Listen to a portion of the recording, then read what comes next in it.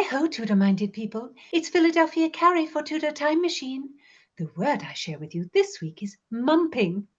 Oh, my friends, last night we had such an occasion at Whitehall with a feast and dancing La Volta. A gentleman of my acquaintance, who I shall own I did favour, and who I shall also own spurned my affections in a most insulting manner, did me the honour of seeking to dance with me because he had no other partner. I cannot tell of my satisfaction when I told him plainly that I was engaged for the dance with another gentleman who outranked him in nobility and grace. Oh, how he went mumping about, searching for another lady to dance with. What an ass he looked, and how that pleased me. Oh, it is true that he who laughs last laughs longest. Mumping. How now, Tudor Files? What think you? If you're new here, I'm Gage. I'm Jessica. And we're here with Philadelphia Carrie for Tudor Word of the Week. Don't miss a word and listen to the Tudor Time Machine Story Project. Jessica reads a chapter of Time's Riddle, and then my dear friends discuss the history behind the mystery. How diverting! So subscribe on YouTube and give me a like. Thank you so much for listening. And we want to thank FeedSpot for naming our podcast one of the top 10 Tudor podcasts on the web, number 2 to be exact. And also thank you for listening on YouTube. Tudor Files are both tech savvy and historians. You're just an amazing bunch. Every one of you has the wit of Rosalind and the heart of Cordelia. Philadelphia, can you give us the spelling of mumping, our word of the week? It is spelled M-U-M-P-I-N-G. Mumping. And in the 16th century, this word had a few meanings. It meant to beg or to mope or to sulk. It also meant almost to freeload, to take a bit here and there when someone wasn't looking, to beg in an underhand way. I don't know. I think the modern equivalent might be mooch. Mumping is a great word, and I love the sound of it, and we should definitely bring it back into use. I agree. It's super fun. And we encountered this word in an incredibly fun reading of a letter from 1617. It was fantastic. The great Olivia Coleman reads the letter as part of the Letters Live series. And we'll post a link to her reading on our Tudor Time Machine Facebook page, and it is just hilarious. Now, my dear Gage, you have shown me this Olivia Coleman on your YouTube, and I did not like her reading at all. I thought it cruel and distasteful. Really? But it's such a ridiculous letter. Well, to give our Tudor files some context, this letter that we're talking about was written in 1617 by Eliza, or Elizabeth Compton, and she writes to her husband, William Compton, Earl of Northampton, whom she addresses as my life, a very detailed, incredibly adamant list of all the things she, Eliza, needs. I mean, intense demands, including a 1,600 pound per year allowance, which was a lot of money back then, $600 for charitable works. She wanted 3 horses of her own, 2 gentlewomen attendants, and they also each needed horses, 6 or 8 gentlemen, 2 coaches, one for herself and another for her women, each with a coachman, and 4 horses. And then she also wanted carriages and carts for her things. She wanted 20 new gowns a year, new furnishing for their houses, including couches and canopies for her drawing chambers. She wanted him to finish building Castle Ashby. Philadelphia, that's a lot of stuff. Can you give us the line where Eliza uses our word of the week? Eliza writes, also, I would have 2 gentlewomen, least one should be sick.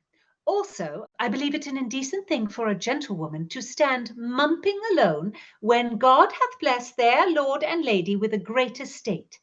Also, when I ride hunting or hawking, or from one house to another, I will have them attending. So for each of these said women, I must and will have a horse. Philadelphia, that is a ridiculous letter. Perhaps Lady Compton might have been more tasteful in listing her desires, but Gage, you must understand her situation.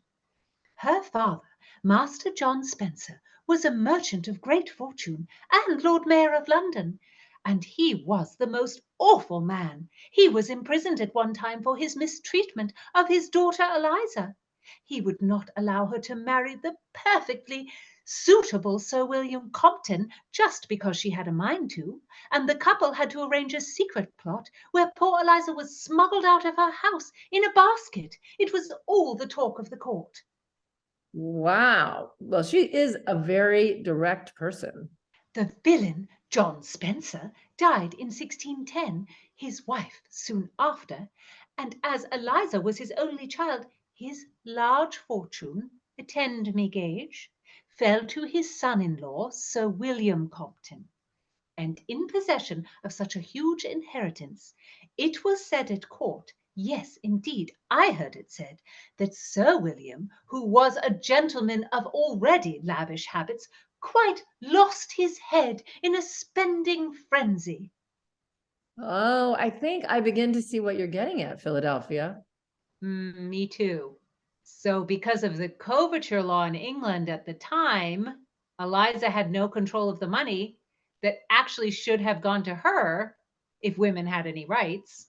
And at that time, English common law defined the role of a wife as a femme covert. So she was in subordination to her husband, under the protection and influence of her husband, her baron, or her lord. First, Eliza was subject to her abusive father, and she had no right to marry whom she pleased. And of course, she couldn't have a profession and be independent and get away from her father. So once she ran away with Sir William Compton and became husband and wife, it was as if the law then saw them as one person, and all the property of the wife was given over to her husband, and her status as a separate legal person with the ability to own her own property completely ended.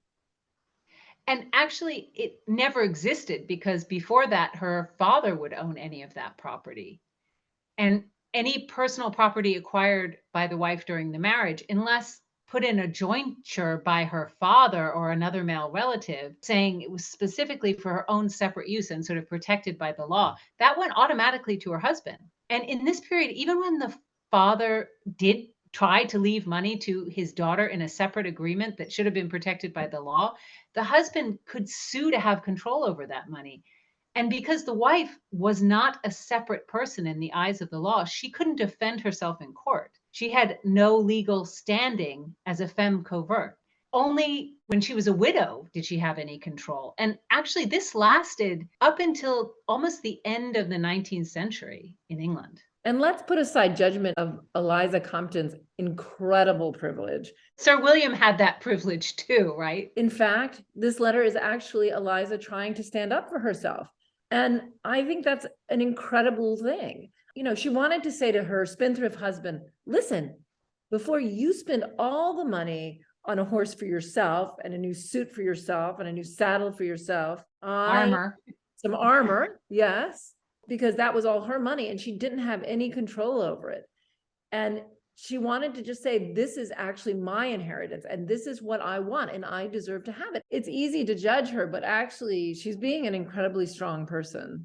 Yes, indeed. And you're Olivia Coleman reading this letter as if Eliza is a silly chit is, well, quite insulting. Eliza is being direct and not mumping. That is all true. And I understand everything Philadelphia is saying, and she's right. But I have to say, Olivia Coleman's reading is still really funny and really adorable. And I don't blame her for making the choices she did to give a great performance. I completely agree. Oh, hi-ho, so it goes. But, my dear friends, I pray you shall never have to go a-mumping for your keep. Give heed, Tudorphiles. Bring some 16th century sauce to your vocabulary with mumping. Listen in next time. Don't miss a word. Subscribe on YouTube and give me a like.